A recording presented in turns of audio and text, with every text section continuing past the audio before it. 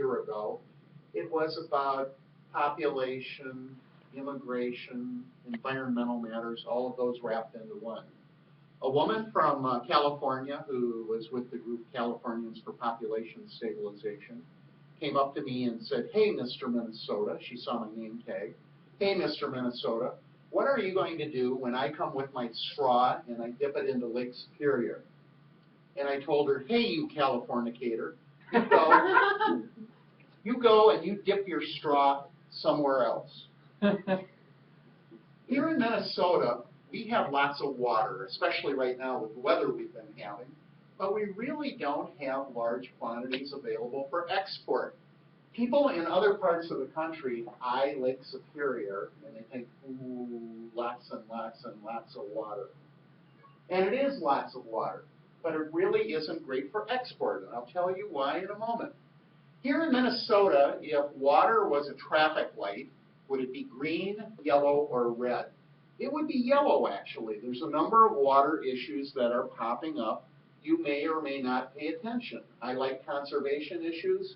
I pay attention to them. Last spring, I was at the Isaac Walton League Clean Water Summit in Bloomington. It's held on a Saturday. It goes for a full day. I believe it is the water event in Minnesota. There's several of them, but I think this probably is the lead one. There was a speaker from the Minnesota DNR. He brought up Mark Twain's quote from a number of years ago. "Whiskey is for drinking, water is for fighting over." That was one of Mark Twain's quotes, and he said that will be coming to Minnesota in the years to come. There's a number of water issues that we have going on in the state. Lake Superior, it is the largest by surface freshwater lake in the world. It's not largest by volume. I'll ask Alex or Nick, what is the largest lake by volume in the world? Freshwater. Lake Baikal in Russia. But Lake Superior is the largest freshwater lake by surface area in the world, and it contains 10% of the Earth's fresh water. 10%, that's a lot. A really, really, really lot.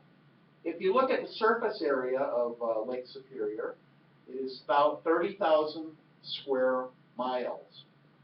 If you look at the drainage area going into Lake Superior, it is 50,000 square miles. That is rather small when you think of less than 2-to-1 ratio for the amount of land draining into a lake. It's not real big. Also, something that I just found out in coming up with this speech, there are also two what are called diversions. These are areas that would have drained elsewhere originally, but now they have been dammed and the water drains into Lake Superior. I did not know that, those dark green areas. Okay, your name is? Pooh. Okay. If you went and what do you have in your little glass there? It looks like Mountain Dew. Mountain Dew? Water. It's water. It looks awful green for water. With mixture. Oh, okay, there's a mixture in there. If you went and you tossed that into Lake Superior, which would not be a nice thing to do, I suppose, but since it has things other than water in it, but if you tossed it in down here at Duluth, how long on average would it take for it to drain out up here in Sault Ste. Marie? Anybody have any idea? Well, we get into a term that is called retention replacement time.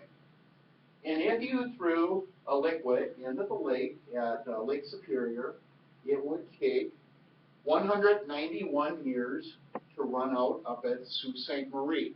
Lake Superior is largely just sitting there. It's a lot of water, but the amount running out is very small compared to the size of the lake. So, if you started drawing sizable amounts out of Lake Superior, it would be like giving a glass of lemonade to a sweaty person from Phoenix in the summertime. It would start going down rather rapidly. It would go down. You'd end up draining the thing because the amount of water running out of it just plain is not great. So in talking about environmental matters, it's always a good idea to end up on a positive note. And the positive note probably is that the traffic signal here in Minnesota that I mentioned, whether it's green or yellow or red, I mentioned we're at yellow, which is caution. The good thing for the future is we will learn to use water more wisely going into the future. You think about the history of really using water in Minnesota, it's only been like 130 years or so where white people have come into the state and really started using water in greater volumes. That is just a fraction of time when you think of how long Minnesota has been here. So for the future, one way or another, we will end up with wiser use of resources.